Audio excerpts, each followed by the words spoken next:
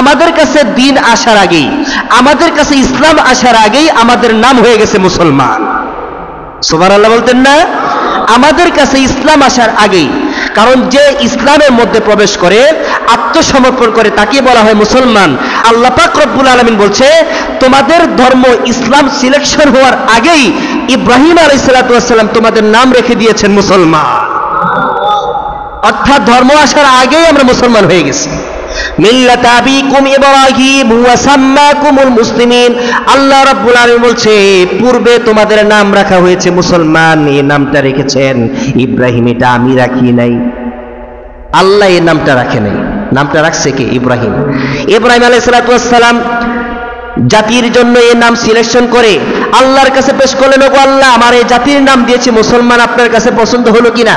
আল্লাহ পাক রব্বুল আলামিন তখন ইব্রাহিমকে বলেন, ইব্রাহিম, তুমি যে নামটা তোমার জাতির জন্য পছন্দ করেছো, আমার কাছেও এই নামটা খুবই পছন্দনীয়।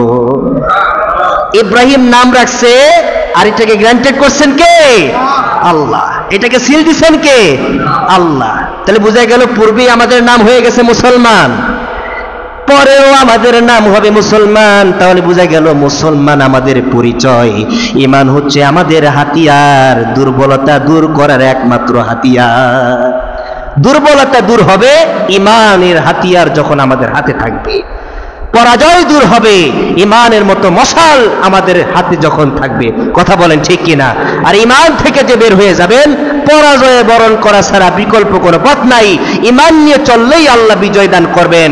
বদরের সাহাবীদেরকে যেরকম বিজয় দান করেছেন, উহুদের সাহাবীদেরকে যেরকম বিজয় দান করেছেন, খন্দকের সাহাবীদেরকে যেরকম বিজয় দান করেছেন, ইয়ামামার সাহাবীদেরকে যেরকম ভাবে বিজয় দান করেছেন, ওমরের সময় যতগুলো যুদ্ধ সংগঠন হয়েছে খ্রিস্টানদের সাথে, সেই সকল মুসলমানদেরকে যে আল্লাহ ঈমানের কারণ বিজয় দান করেছে, খালিদ বিন ওয়ালিদের সময় যতগুলো যুদ্ধ সংগঠিত হয়েছে, ওই সময় মুসলমানদেরকে যে ঈমানের কারণে আল্লাহ বিজয় দান করেছে, এই জাতীয় যদি ঈমান নিয়ে যুদ্ধে অংশগ্রহণ করে, এই জাতিকেও কে বিজয় দান করবেন?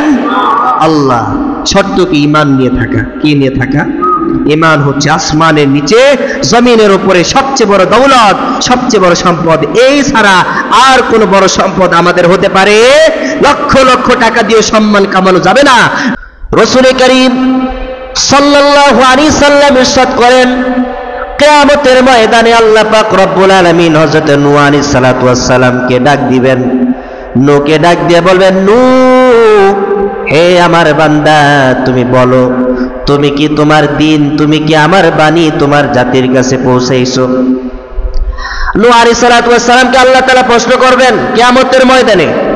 কোন ব্যক্তিকে আল্লাহ তাআলা ছাড় দিবেন না, প্রত্যেককে আল্লাহ তাআলা তার নিজ নিজ কর্মের ব্যাপারে জিজ্ঞাসা করবেন।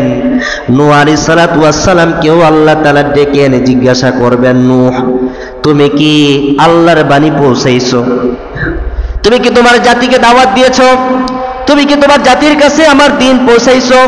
নূহ আলাইহিস সালাতু ওয়াস সালাম আল্লাহ রাব্বুল আলামিনের জবাবে বলবেন, ইয়া আল্লাহ, আমি আপনার দিন পৌঁছাইছি, আমি আপনার বাণী আমার জাতির কাছে পৌঁছাইছি, এর ভিতরে বিন্দু মাত্র কোনো সন্দেহ নাই।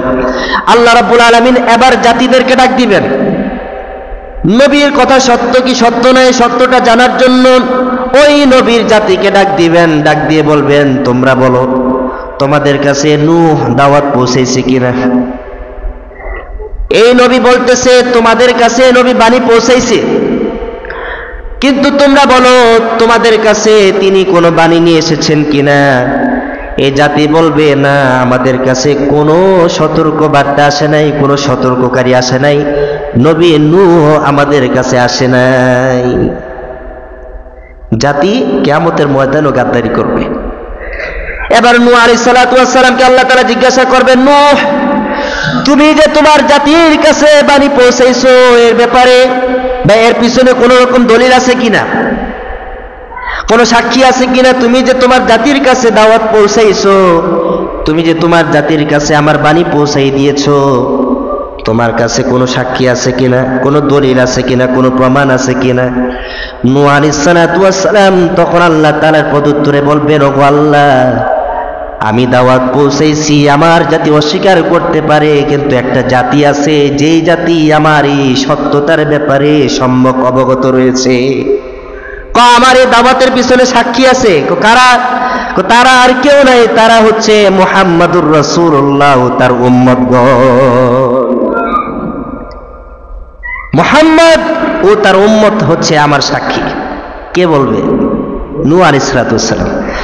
নূহ আলাইহিস সালাতু ওয়াস সালামের জন্ম কত বছর আগে? ১,৫০০ বছর আগে না হাজার হাজার বছর আগে? হাজার হাজার বছর আগে, যার কোনো সময় সীমা নির্ধারণ নাই। এত আগের খবর, উম্মতে মুহাম্মাদী জন্ম নিল ১,৫০০ বছর আগে। এই জাতি কিভাবে হাজার হাজার বছর ইতিহাস জানে? সুবহানাল্লাহ। নূহ আলাইহিস সালাতু ওয়াস সালাম বলবেন, ওগো আল্লাহ, আমি যে আমার জাতির কাছে দাওয়াত পৌঁছাইছি, আমি যে আমার জাতির কাছে বাণী পৌঁছাইছি, আমার জাতি অস্বীকার করতে পারে, আমার জাতি মিথ্যা বলতে পারে, কিন্তু একটা জাতি আছে যে জাতি আমার দাওয়াতের সত্যতার সাক্ষ্য দিবে। তারা আর কেউ নয়, তারা হচ্ছে উম্মতে মুহাম্মাদী। এবার উম্মতে মুহাম্মাদীদেরকে ডাকা হবে। সুবহানাল্লাহ। ইমাম আহমদ ইবনে হাম্বল বর্ণনা করছেন, আবু সাঈদ খুদরি রাদিয়াল্লাহু তাআলা আনহু থেকে হাদিস বর্ণিত। তাফসীরের কিতাবের মধ্যে ইমাম ইবনে কাসির রাহমাতুল্লাহি আলাইহি এই কথাটা টেনেছেন। একজন নবী আসবেন, যেই নবীর সাথে 2 জন অথবা ততোধিক মানুষ থাকবে। ওই নবীর জাতিদেরকে ডাক দেওয়া হবে, তোমাদের কাছে যে নবীকে পাঠানো হয়েছিল, তোমাদের কাছে যে বার্তাবাহককে পাঠানো হয়েছিল, তিনি কি সঠিকভাবে তোমাদের কাছে দিন পৌঁছাইছে? তিনি কি তোমাদের কাছে আমার বাণী পৌঁছাইছে? তারাও বলবে, না, আমাদের কাছে কোনো সতর্ককারী আসে নাই, এমন কোন ব্যক্তি আমাদেরকে আপনার ব্যাপারে কিছু বলে নাই। তখন আল্লাহ তাআলা ওই নবীকে জিজ্ঞাসা করবেন, তোমার এই কথার পিছনে কোনো সাক্ষী আছে কিনা? ওই নবী তখন বলবেন, আমার এই কথার মধ্যে, আমার এই দাওয়াতের সত্যতার প্রমাণ স্বরূপ সাক্ষী রয়েছে মুহাম্মদ ও তার উম্মত। সুবহানাল্লাহ। এবার ওই উম্মতদেরকে ডাকা হবে। কোন উম্মতদেরকে? আমাদেরকে। কাদেরকে? আমাদেরকে। কখন? কিয়ামতের ময়দানে। কখন? যেদিন পৃথিবীতে আমরা কেউ থাকবো না, চূড়ান্ত ফয়সালা যখন হবে, সকলকে যখন কাঠগড়ায় দাঁড় করানো হবে, সকল জাতিদের সম্মুখে আল্লাহ আমাদেরকে সকল জাতির সাক্ষী বানাইয়া সামনে আনবেন। আমরা হচ্ছি গোটা মানব জাতির সাক্ষী। সুবহানাল্লাহ। গোটা মানব জাতির সাক্ষী, আর আমাদের সাক্ষী হচ্ছে মুহাম্মদুর রাসূলুল্লাহ সাল্লাল্লাহু আলাইহি সাল্লাম। হ্যাঁ, আসছে, আয়াত আসছে, সূরা বাকারার মধ্যে দলিল আসছে। এবার উম্মতে মুহাম্মাদীকে ডাক দেওয়া হবে, তাদেরকে জিজ্ঞাসা করবে, এই নবী বলছে তিনি নাকি তার দাওয়াত তার জাতির কাছে পৌঁছাইছে, তোমরা বলো তিনি কি সত্যি তার জাতির কাছে দাওয়াত পৌঁছাইছে? উম্মতে মুহাম্মাদী বলবে, আমাদের নবী মুহাম্মাদুর রাসূলুল্লাহ সাল্লাল্লাহু আলাইহি সাল্লাম আমাদেরকে জানিয়েছেন, পৃথিবীতে যত নবী আল্লাহ তাআলা দুনিয়াতে পাঠাইছেন, প্রত্যেক নবী তাদের কাজগুলো সঠিকভাবে সম্পাদন করেছেন। উম্মতে মুহাম্মাদী বলবে, ওগো আল্লাহ, আপনার এই নবী নূহ আলাইহিস সালাতু ওয়াস সালাম যা বলছে সব সত্য বলছেন। সুবহানাল্লাহ। এতে কোনো সন্দেহ নাই, আমরা সাক্ষী দিলাম আপনার এই নবী নূহ এবং যে সকল নবীর আসছে, সকল নবী তাদের জাতির কাছে দাওয়াত পৌঁছাইছে। এবার আল্লাহ পাক রব্বুল আলামিন উম্মতে মুহাম্মাদীকে পাল্টা প্রশ্ন করবেন। প্রশ্ন করবে, তোমরা যে সাক্ষী দিলা, তোমরা কিভাবে সাক্ষী দিলা অথচ তোমাদের জন্ম হয়েছে তাদের হাজার হাজার বছর পরে? তোমরা কিভাবে জানলা তাদের ব্যাপারে যে তারা সাক্ষী, তারা বাণী পৌঁছিয়েছে? তখন উম্মতে মুহাম্মাদী প্রত্যুত্তরে বলবে, ওগো আল্লাহ, আমাদের নবী মুহাম্মাদুর রাসূলুল্লাহ আমাদেরকে কোরআন পড়ে জানিয়ে দিয়েছে। কোরআনে কারীমের মধ্যে নবীদের ব্যাপারে স্পষ্ট ঘোষণা এসেছে, প্রত্যেক নবী রাসূল তাদের স্বজাতির কাছে আপনার বাণী পৌঁছে দিয়েছে, এতে কোনো সন্দেহ নাই।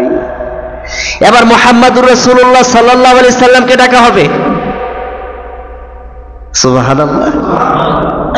ইয়া আল্লাহ, উম্মতে মুহাম্মাদী সত্য বলল কিনা, তাদের কথাকে সত্য প্রমাণ করার জন্য এবার আল্লাহ পাক রব্বুল আলামিন মুহাম্মাদুর রাসূলুল্লাহ সাল্লাল্লাহু আলাইহি সাল্লামকে ডাকবেন। মুহাম্মদ সাল্লাল্লাহু আলাইহি সাল্লাম এসে বলবেন, আমার উম্মত যা বলেছে সত্য বলেছে। আমার উম্মত যা বলেছে সত্য বলেছে।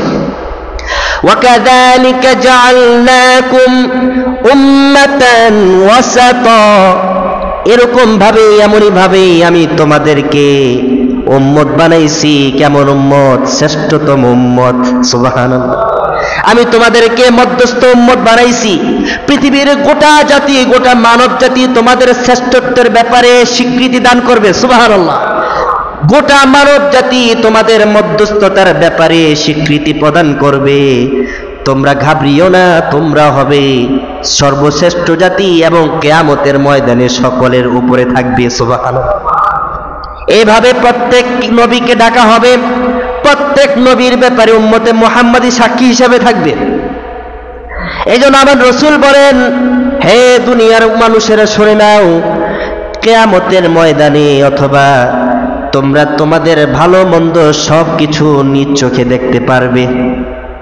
কে ভালো কে মন্দ এগুলো দেখতে পারবে। সাহাবীরা জিজ্ঞাসা করলেন, ইয়া রাসূলুল্লাহ সাল্লাল্লাহু আলাইহি সাল্লাম, কে ভালো কে মন্দ এটা কিভাবে মানুষ চিহ্নিত করবে, কিভাবে বুঝতে পারবে? আল্লাহ রাসূল সাল্লাল্লাহু আলাইহি সাল্লাম সাহাবীদের জবাবে বললেন, ও আমার সাহাবীরা, তোমাদের সাক্ষীর মাধ্যমেই ভালো মন্দ নির্বাচন হয়ে যাবে। তোমরা যদি বলো ভালো তো সে ভালো, তোমরা যদি বলো সে মন্দ তো সে মন্দ। কে বলছেন? আল্লাহ নবীজি। কাদেরকে বলছেন? সাহাবীদেরকে বলছেন, তার উম্মতদেরকে বলছেন। তাহলে বোঝা গেল গোটা মানব জাতির সাক্ষী বানাইলেন উম্মতে মুহাম্মাদিকে, আর উম্মতে মুহাম্মাদির সাক্ষী বানাইলেন মুহাম্মাদুর রাসূলুল্লাহ সাল্লাল্লাহু আলাইহি সাল্লামকে। সুতরাং উম্মতে মুহাম্মাদির পেরেশানির কোনো অবকাশ নাই, পেরেশানির কোনো অবকাশ নাই, ঘাম জড়ানোর কোনো অবকাশ নাই।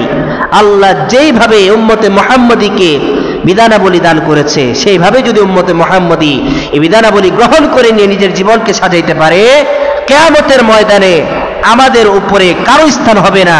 আল্লাহর নবীর ভাষায় আমাদের অবস্থানই সকলের উপরে থাকবে। এটা আল্লাহর নবীজি বলছেন। সাহাবী হযরত জাবের বিন আব্দুল্লাহ রাদিয়াল্লাহু তাআলা আনহু থেকে বর্ণিত তাফসীরের কিতাবের মধ্যে ইমাম মুজাহিদ রাহমাতুল্লাহি আলাইহি বর্ণনা করছেন, ইমাম ইবনে কাসির রাহমাতুল্লাহি আলাইহি তার তাফসীরের কিতাবের মধ্যে একটি হাদিস টেনেছেন। হাদিসের মধ্যে উল্লেখ রয়েছে, একদিন আল্লাহ রাসূল সাল্লাল্লাহু আলাইহি সাল্লাম বনু সালামা গোত্রের একজন ব্যক্তির জানাজায় অংশগ্রহণ করলেন। কোন গোত্রের? বনু সালামা। কোন গোত্রের? বনু সালামা। মনে রাখবেন, বনু সালামা গোত্রের একজন মৃত ব্যক্তির জানাজায় অংশগ্রহণ করলেন।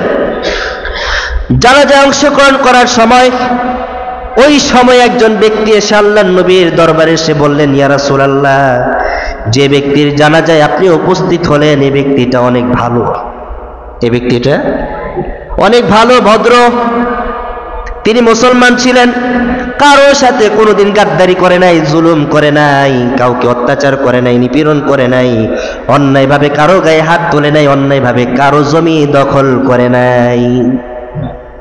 আল্লাহর নবীজি তখন বলবেন, তুমি কিভাবে শিওর হয়ে বলতে পারলা সে যে সত্য, সে যে ভালো, সে যে ভদ্র, সে যে মুসলমান, সে যে ভালো মানুষ, তুমি কিভাবে বলতে পারলা? তখন ওই ব্যক্তি বলল, ইয়া রাসূলুল্লাহ, ভিতরের খবর তো আমি জানি না, আল্লাহ জানেন। কে জানেন? ওই ব্যক্তির ভিতরের খবর আল্লাহ জানেন, তবে ওই ব্যক্তি বাহিরে বাহিরে যা কিছু করছে সব কিছু আমাদের সম্মুখে প্রকাশ্য ছিল, আমরা যা কিছু দেখছি সবই আপনার কাছে বর্ণনা করছি। মুহাম্মাদুর রাসূলুল্লাহ সাল্লাল্লাহু আলাইহি সাল্লাম ওই ব্যক্তির কথা শুনে বলবে, তার জন্য ওয়াজিব হয়ে গেছে।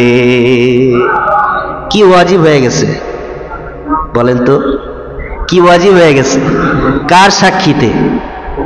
মুহাম্মাদুর রাসূলুল্লাহ সাল্লাল্লাহু আলাইহি ওয়াসাল্লামের উম্মতের সাক্ষীতে। কার সাক্ষীতে? উম্মতের সাক্ষীতে। তাহলে বোঝা গেল গোটা উম্মতের সাক্ষী হিসাবে আল্লাহ আমাদেরকে সিলেক্ট করেছেন। সুবহানাল্লাহ। ওই হাদিসের মধ্যে দ্বিতীয় বর্ণনাতে আসছে, এরপরে আল্লাহ রাসূল বনু হারেসা গোত্রের, কোন গোত্রের? বনু হারেসা। প্রথম গোত্র বনু সালামা, দ্বিতীয় গোত্র বনু হারেসা। হারেসা গোত্রের একজন মৃত ব্যক্তির জানাজায় উপস্থিত হলেন। ওই সময় একজন আল্লাহর বান্দা নবীর দরবারে এসে বলেন, ইয়া রাসূলুল্লাহ, পৃথিবীর যত জঘন্যতম শব্দ আছে সকল জঘন্যতম শব্দ যদি এই ব্যক্তির গায়ে লাগানো হয় তারপর শেষ হবে না, এত খারাপ। এ মরা মানুষ এত খারাপ, এত বজ্জাত ছিল, মানুষের প্রতি কি পরিমাণ জুলুম করছে, নির্যাতন করছে, মানুষকে কিভাবে অসৎ পথে নিয়ে গেছে, আমি যদি তা বর্ণনা করি এবং সবচেয়ে নিকৃষ্টতম ভাষায় যদি তার ব্যাপারে বর্ণনা করি, নিকৃষ্টতম ভাষা তার কাছে ফেল হয়ে যাবে। ইয়া রাসূলুল্লাহ, আপনি জেনে নেন সে অনেক মন্দ মানুষ, খারাপ মানুষ। নবী আলাইহিস সালাতু ওয়াস সালাম এবারও বললেন, তুমি কিভাবে নিশ্চিত হয়ে বললে যে মানুষটা মন্দ? তখন ওই ব্যক্তি বলবে, ভিতরের খবর আল্লাহ জানে, কিন্তু প্রকাশ্যে আমাদের সম্মুখে যা ঘটেছে আমরা তাই আপনার কাছে বর্ণনা করলাম। নবীজি বললেন, তার জন্য ওয়াজিব হয়ে গেছে। কি ওয়াজিব হইল বলেন? কি ওয়াজিব হইল? জাহান্নাম। তাহলে বোঝা গেল উম্মতে মুহাম্মদী আল্লাহ রাব্বুল আলামিনের কাছে সাক্ষী থাকবে। এই উম্মতে মুহাম্মদী যাদেরকে বলবে ভালো তারা হয়ে যাবে জান্নাতি, আর যাদেরকে বলবে মন্দ তারা হয়ে যাবে জাহান্নামী। তাহলে বোঝা গেল উম্মতে মুহাম্মদীর সম্মান আছে কিনা নাই? উম্মতে মুহাম্মদী হওয়ার জন্য অনেকেই ছটফট করেছে। নবীরাও উম্মতে মুহাম্মদী হওয়ার জন্য আল্লাহর কাছে দোয়া করেছিলেন। এটা আল্লাহ পাক রব্বুল আলামিন উম্মতে মুহাম্মদীকে আলাদাভাবে স্পেশাল ভাবে মর্যাদা দিয়েছেন, যে উম্মতে মুহাম্মদী হওয়ার জন্য অনেক নবী রাসূল আমার কাছে দোয়া করেছিলেন। কিন্তু আল্লাহ তাআলা যাদেরকে সৌভাগ্য দান করেছেন তারাই হয়েছে উম্মতে মুহাম্মদী। আফসোসের বিষয়ে গোটা জগতের দিকে এখন তাকিয়ে দেখেছি উম্মতে মুহাম্মদী বলতে কাউকে পাওয়া যায় না, মনে হচ্ছে সবগুলা ইহুদিদের দোসর। কথা বলেন না কেন? ইহুদিদের দোসর মনে হচ্ছে, উম্মতে মুহাম্মদী কাউকে মনে হচ্ছে না।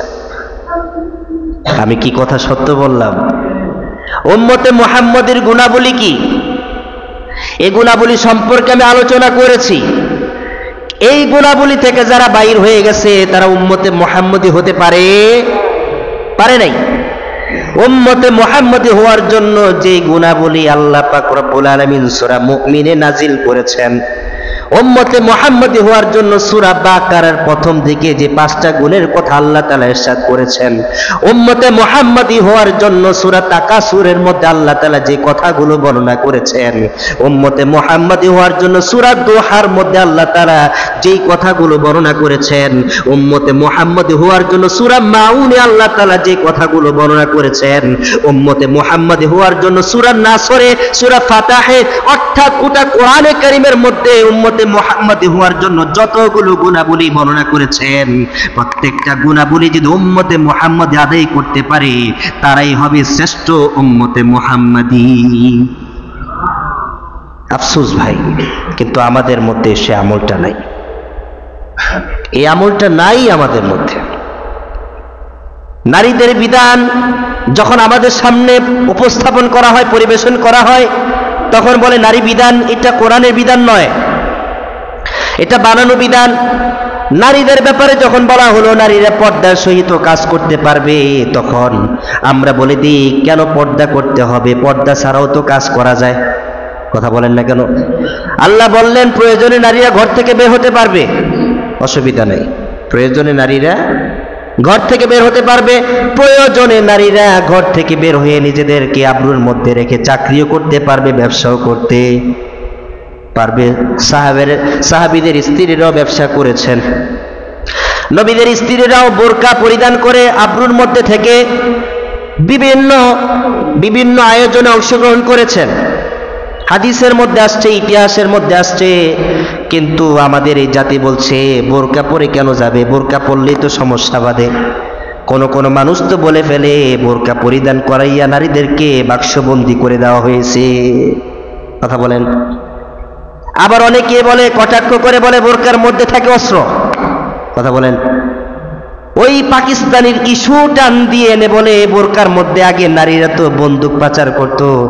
প্রশ্ন রয়ে গেল, বলেন তো বাঙালি জাতির বধূরা যখন এক ক্যাম্প থেকে আরেক ক্যাম্পে যেত বোরকা পরে, তখন কি পাকিস্তানিদের সাহায্য করতে যেত না বাঙালিদেরকে সাহায্য করতে যেত? ইতিহাস ঘেটে দেখেন নারীরা ওই যুদ্ধের ময়দানে অংশগ্রহণ করেছে। কথা বলেন। পুরুষরা সরাসরি এক ক্যাম্প থেকে আরেক ক্যাম্পে যাইতে পারে নাই। পুরুষরা তাদের নারীদেরকে, মাকে, বোনকে, স্ত্রীকে বোরকা পরাইয়া ওই বোরকার নিচে একটা কাগজ দিয়ে তথ্য দিয়ে আরেকটা ক্যাম্পে পাঠাইছে তাদের হাল খবর নেওয়ার জন্য, খোঁজ খবর নেওয়ার জন্য। বাঙালি জাতির মধ্যে বোরকার প্রচলন ছিল, আর এই বাঙালি জাতি বলে বোরকা পরলে নাকি বাক্স বন্দি করে রাখা হয়। কি পরিমাণ নিমক হারাম হয়েছে এই জাতি। ইতিহাস খুলে দেখেন, বোরকা পরে নারীরা যুদ্ধ করছে। এই 9 মাস যে বাঙালি জাতি যুদ্ধ করলো, 9 মাস পরে যে বিজয় আসছে, লক্ষ লক্ষ মা বোনদের ইজ্জত গেছে না? কথা বলেন না কেন? ইজ্জত গেছে না? আপনি রিসার্চ করে দেখেন, গবেষণা করে দেখেন, ওই সকল মা বোনদের ভিতরে অধিকাংশে বোরকা পরা। চেক করে করে এদেরকে বর্ডার পার করানো হয়েছে, চেক করে করে এদেরকে ক্যাম্প পার করানো হয়েছে, ইতিহাসের মধ্যে উল্লেখ রয়েছে। আর আপনি বলছেন এই বোরকা পরলে বাক্সবন্দি করে রাখা।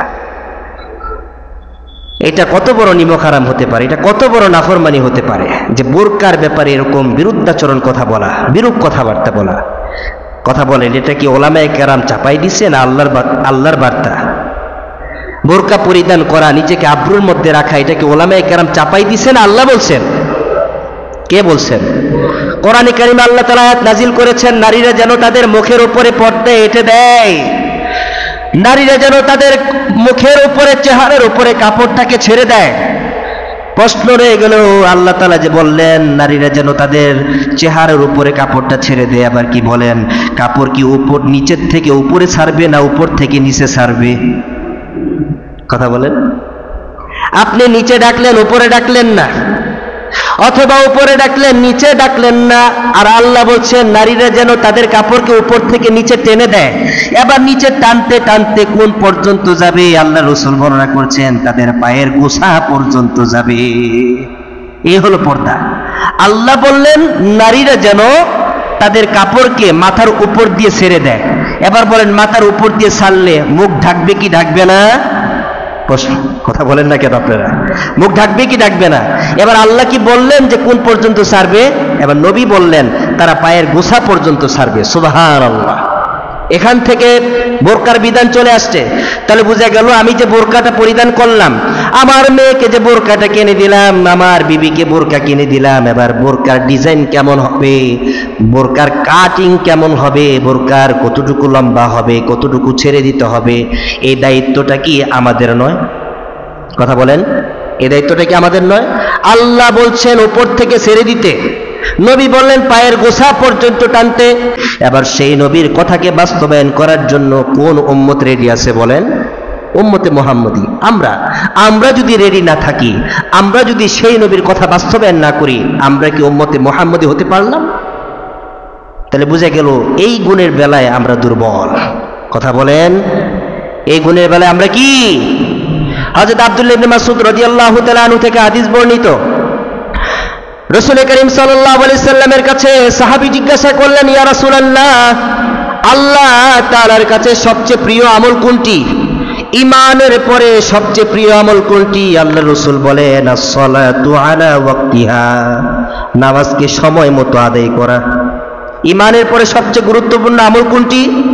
নামাজকে সময় মতো।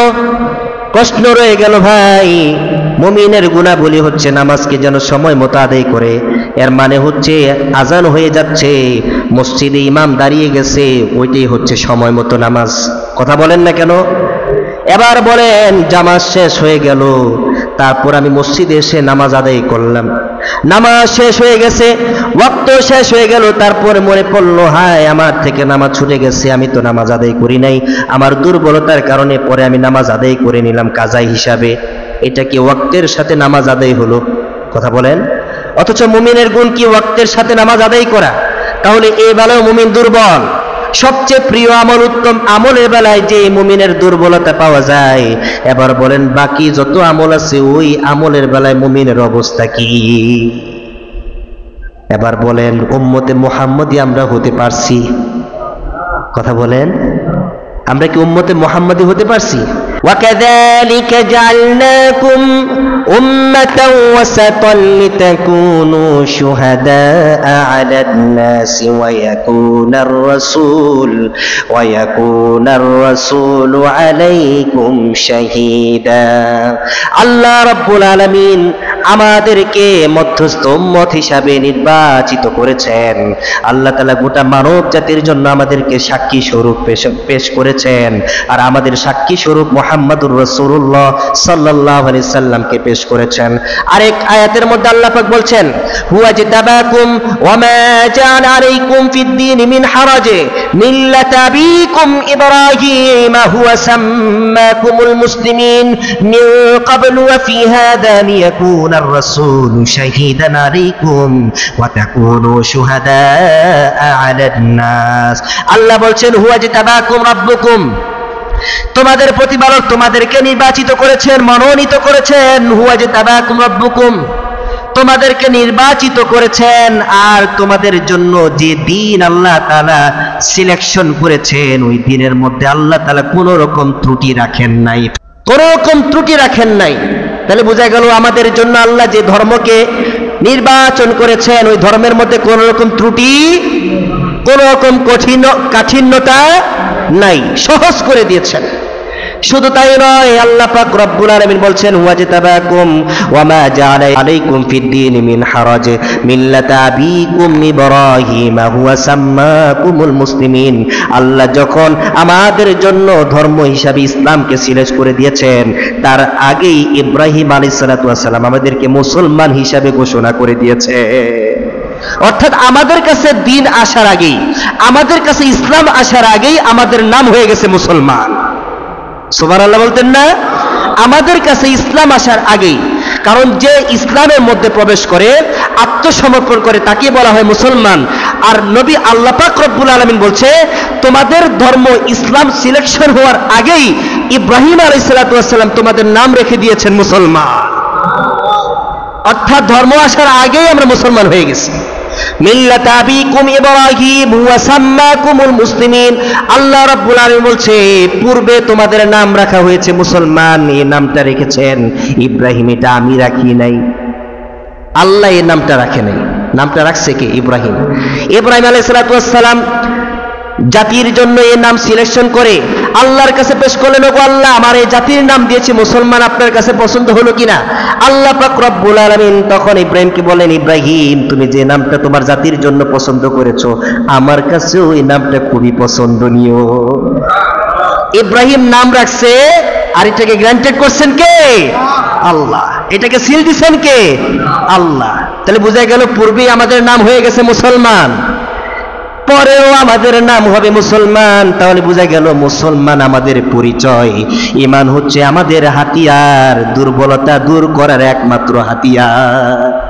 দুর্বলতা দূর হবে ঈমানের হাতিয়ার যখন আমাদের হাতে থাকবে, পরাজয় দূর হবে ঈমানের মতো মশাল আমাদের হাতে যখন থাকবে। কথা বলেন ঠিক কিনা? আর ঈমান থেকে যে বের হয়ে যাবেন, পরাজয়ে বরণ করা ছাড়া বিকল্প কোনো পথ নাই। ঈমান নিয়ে চললেই আল্লাহ বিজয় দান করবেন। বদরের সাহাবীদেরকে যেরকম বিজয় দান করেছেন, উহুদের সাহাবীদেরকে যেরকম বিজয় দান করেছেন, খন্দকের সাহাবীদেরকে যেরকম বিজয় দান করেছেন, ইয়ামামার সাহাবীদেরকে যেরকম ভাবে বিজয় দান করেছেন, ওমরের সময় যতগুলো যুদ্ধ সংগঠন হয়েছে খ্রিস্টানদের সাথে, সেই সকল মুসলমানদেরকে যে আল্লাহ ঈমানের কারণ বিজয় দান করেছে, খালিদ বিন ওয়ালিদের সময় যতগুলো যুদ্ধ সংগঠিত হয়েছে ওই সময় মুসলমানদেরকে যে ঈমানের কারণে আল্লাহ বিজয় দান করেছে, এই জাতীয় যদি ঈমান নিয়ে যুদ্ধে অংশগ্রহণ করে, এই জাতিকেও কে বিজয় দান করবেন? আল্লাহ। শর্ত কি? ঈমান নিয়ে থাকা। কি নিয়ে থাকা? ঈমান হচ্ছে আসমানের নিচে জমিনের উপরে সবচেয়ে বড় দৌলত, সবচেয়ে বড় সম্পদ। এই ছাড়া আর কোন বড় সম্পদ আমাদের হতে পারে? লক্ষ লক্ষ টাকা দিয়ে সম্মান কামানো যাবে না, হাজার হাজার ব্যাংক ব্যালেন্স করেও এই সম্মান কামানো যাবে না, যতটুকু সম্মান একজন সাহাবী কামাই করছেন ঈমানের বদৌলতে। সুবহানাল্লাহ। ঈমান নিয়ে চলতে রাজি আছি তো ইনশাআল্লাহ? কে কে রাজি আছেন হাত তুলে দেখান। লিল্লাহি তাকবীর। আরো জোরে বলি লিল্লাহি তাকবীর। আল্লাহ তাআলা আমাদের সকলকে ঈমানের ছায়া তুলে কবুল আর মঞ্জুর করুন। ঈমান নিয়ে চলার তৌফিক দান করুন। আমলের সাথে জিন্দেগিটাকে পরিপূর্ণভাবে সাজানোর তৌফিক দান করুন। সকল বিধানাবলী নিজের মধ্যে, ঘরে, বাহিরে, সব জায়গায় প্রতিষ্ঠা করার তৌফিক দান করুন। আমিন ওয়া মা তাওফিক